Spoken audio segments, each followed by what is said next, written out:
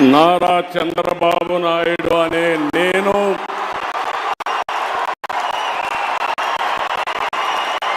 శాసనం ద్వారా నిర్మితమైన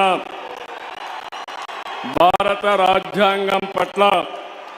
నిజమైన విశ్వాసం, విధేయత చూపుతానని, భారతదేశ సార్వభౌమాధికారాన్ని, సమగ్రతను కాపాడుతానని ఆంధ్రప్రదేశ్ రాష్ట్ర ముఖ్యమంత్రిగా నా కర్తవ్యాలను శ్రద్ధతో, అంతఃకరణ శుద్ధితో నిర్వహిస్తానని, భయం గాని, పక్షపాతం గాని, రాగద్వేషాలు గాని లేకుండా రాజ్యాంగాన్ని, శాసనాలను అనుసరించి ప్రజలందరికీ న్యాయం